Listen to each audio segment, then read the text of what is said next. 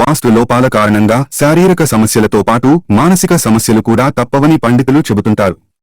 ముఖ్యంగా వాస్తు లోపాల కారణంగా కుటుంబ సభ్యుల మధ్య నిత్యం గొడవలు, భార్యాభర్తల మధ్య సఖ్యత లేకపోవడం, చీటికి మాటికి ఏదో ఒక గిల్లిక జాలు ఉండడం వంటి సమస్యలు తలెత్తుతుంటాయి. దీనికి ఇంట్లో ఉండే నెగటివ్ ఎనర్జీ కారణమని నిపుణులు చెబుతుంటారు. మరి ఇంట్లో ఇలాంటి సమస్యలు రావడానికి గల వాస్తు లోపాలు ఏంటో ఇప్పుడు తెలుసుకుందాం. ఇంట్లో సాలెపురుగులు గూళ్లు పెట్టకూడకుండా చూసుకోవాలి. ఎప్పటికప్పుడు గూళ్లను తొలగించాలి. దీని కారణంగా నెగటివ్ శక్తులు ఆకర్షమవుతాయి. దీంతో ఇంట్లో ఉండేవారికి అనారోగ్య సమస్యలు వెంటాడుతాయి. మనలో చాలామంది అవసరం లేకపోయినా ఇంట్లో న్యూస్ పేపర్లను, రసీదులను, ఇతర వస్తువులను అలాగే దాచి పెడుతుంటారు. అయితే ఇది కూడా మంచిది కాదని నిపుణులు చెబుతున్నారు.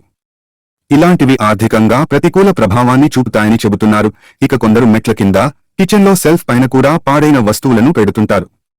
ఇది కూడా మంచిది కాదని నిపుణులు చెబుతున్నారు. ఇలా పెట్టడం వల్ల ఇంట్లో నెగటివ్ ఎనర్జీ పెరుగుతుంది. ఇంట్లో వారి మధ్య సత్సంబంధాలు ఉండవు. నిత్యం గొడవలు జరుగుతాయి.